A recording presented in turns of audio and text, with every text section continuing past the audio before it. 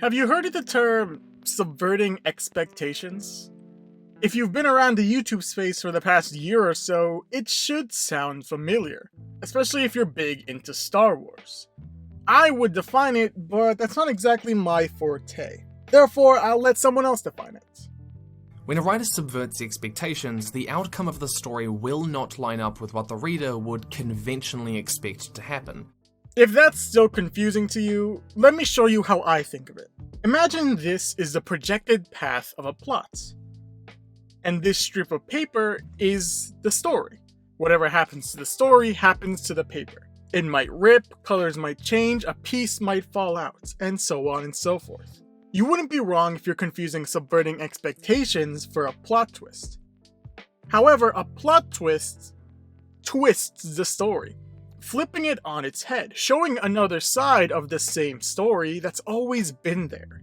The story is still following the same path. However, subverting expectations twists the plot and turns it into a different direction. Everything might remain the same, but the plot is going in a different direction than originally expected. It's supposed to surprise you, it's supposed to be shocking, it's supposed to subvert your expectations of the plot. Since unlike a plot twist, there's usually no way to see why or where that turn is gonna come. Like when dealing with a seemingly nonsense-based webtoon turning into a deep plot story with horror elements. Before getting into this video, I need to put a spoiler warning here. I know I typically don't put spoiler warnings, but if you haven't read Scoob and Shag yet, I need you to read it right now because you'll thank me later. In fact, I might have spoiled it a little with this intro. So please just go read it. You'll enjoy it, I hope. Now, I don't usually cover Canvas webtoons. And it's not because they're bad. In fact, some of my personal favorite webtoons are Canvas webtoons. And I've been a part of a few webtoons that have started on Canvas. Most webtoons start on Canvas, but I've had the pleasure of being a down-to-earth fan and a Toaster Dude fan before they hit the main page. But my channel primarily focuses on bigger webtoons. Unordinary, Lore Olympus, and Hardcore Leveling Warrior because I like Hardcore Leveling Warrior. Mainly because those seem to be the ones that you guys like. And I like those videos too. I like those webtoons too. So it makes sense that I do something we both like. But I'm surprised of how many of you asked for a Scoob and Shag video. Like, more than one. And that might not be a lot to many of you, but I made a Purple Hyacinth video because one person asked for it. But Scoob and Shag is different. It's stranger, it's darker, it's this? So I want to discuss Scoob and Shag with you and maybe get your opinion on it. Now, I don't expect all of you watching to be fully aware of what the heck Scoob and Shag is. I'm guilty of watching game and film theories on franchises I don't know and don't care about. And if that's the case, then you might be very confused on what in the world Scoob and Shag is. Well, to the naked eye, Scoob and Shag is a nonsense webtoon.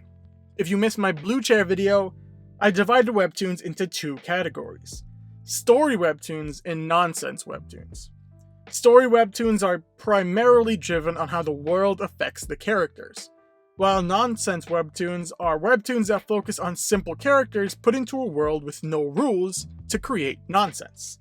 Scoob and Shag's technically first 13, but really first 17 episodes follow this nonsense structure, following a knockoff Scooby and Shaggy, Scoob and Shag, and their really dumb misadventures, with seemingly no rules. Whether it be Scoob throwing up a river of mayo, or how many times he flips the bird, or this really weird Naruto reference. It's all seemingly formless. No structure, no rules, a blob of misadventures that all add up to a seemingly edgy Blue Chair. But, you see, that's where we're wrong. Remember the way I started this video. It's kinda different from the normal way I do. But it's important that you know what subverting expectation means and what it means to me. Because Scoob and Shag plays us like a fiddle. Most nonsense webtoons remain just that. Nonsense. They stick to what they know. Making nonsense. They usually make a special that's a couple chapters long. For Blue Chair, it might be the little firefighter and so on. But what's important is that they make nonsense. And don't get me wrong, I love that. I just made a video on why nonsense webtoons are so important. However, the beauty of Scoob and Shag is that it doesn't remain at nonsense. It's a subtle shift at first, introducing Kermit's, and introducing the mansion arc, which is where the Subverting Expectations come into play. Scoob and Shag obliterates our expectations of not only a nonsense webtoon, but a fun nonsense webtoon. We see some of the old Scoob and Shag come through during this mansion arc, like with weird little moments, like when Kermit does the witch finger things with the chips, or when Scoob pulls out his gun and shoots Mario.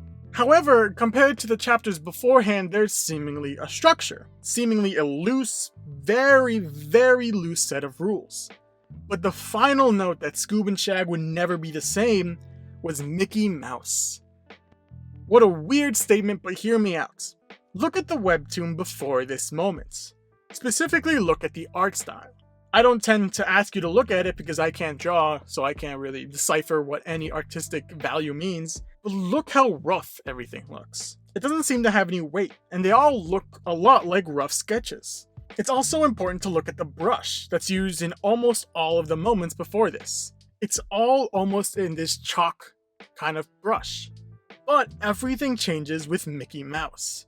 The way he's partially in the shadows, the art style used, the brush used, the insane amount of detail on him, his ripped dirty pants, his eerily long arms, his head that's seemingly ripping, ending off with his eyes. And now he appears to have human eyes in his cartoon eyes. After this moment, our expectations have been shattered, and what we thought was a weird and edgy nonsense webtoon following some of our favorite cartoon characters changes into its second genre. You see, Scoob and Shag's first genre is comedy, and that's relatively obvious. You can look at any of the chapters before this and see that pretty clearly. Even throughout this terrifying arc, the comedy still shines through. But I think there's a reason why it takes so long to notice the second genre. If you watch game or film theory, then you're familiar with the mere exposure effect. The general gist is that the more you see something, the more familiar with it you are.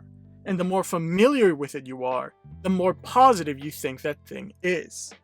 And this webtoon abuses that. Have you ever wondered why Scoob and Shag uses Scoob and Shag? Why you see Kermit, Mickey, Papa, Yogi Bear, Bugs Bunny, and so on? It ties to what I was just talking about. By using these family-friendly cartoon characters as webtoon characters, it brings their expectations. It brings the expectations of a fun, family-friendly, lovable, goofy story into a webtoon that has none of those qualities. And since those expectations are set when we see these characters, we quickly forget about that second genre, horror. But by using the characters we know and understand, it's able to set our expectations and completely shatter them. And this isn't a one-time thing. Our expectations get subverted all the time. Technically, they get subverted at the very beginning. The webtoon doesn't let us stay relaxed. It doesn't let us stay familiar. Our expectations were already shattered at the beginning of the webtoon by putting two characters that we thought we knew and loved into weird settings with strange violence and really, really weird anime references. And while the horror element of the webtoon is a constant in the mansion, it doesn't take long for more to be thrown at us. We see ballyhoos, what the heck, how do you... ballyhoos, powers. And then we get to see more cartoon characters. And then we're given a reason for their existence, that they're aliens. Yeah, aliens. An advanced society that made contact with humanity and worked out a deal that they would broadcast out on humanity's televisions so that they can connect with us. And that's something else that subverts our expectations. And there's more. Do you know what's something that you would never expect these cartoon characters to do? Be fighting a war with each other. But that's what's happening. That's what happened in the past, and that's what's happening right now. Going back to these ballyhoos powers, these weird powers, they were given to them by the love that they get from people like us, people who talk about them, people who watch their content and love them. And then we get fight scenes that are way too amazing for a weird series like this. The plot gets really deep and actually kind of emotional. And it all adds up to one more reason why this webtoon is actually amazing. Because this webtoon is clever. Not only by setting our expectations and completely shattering them in the correct way, which is incredibly difficult, but more important, the author doesn't waste anything. Remember that really weird moment in episode 29 where Goofy gives Shag a picture of Goku? What is this webtoon? Anyways, I kid you not, 42 episodes later, we see that exact Goku picture used as a plot point. Remember those weird powers that I can't pronounce the name of? They're all named after TV and programming terminology. Scoob's channel, Swiper's info, Courage's on demand, Yogi's simulcast, infrared, direct-to-video, frame-by-frame, product placement, dead air, rerun, jump cut, picture-in-picture, power, freeze-frame, burn-in. These are actually all terms that are used in like the television and programming kind of area. But that's kind of the point of this webtoon, right? Scoob and Shag is both extremely original and not at the same time. It abuses the fact that we know a lot and the expectations that we have towards these characters, these terms, these ideas, and meant to play us. It's meant to lure us into a false sense of security. That we know what's going on, that we know who these characters are supposed to be, and we know where the story is going.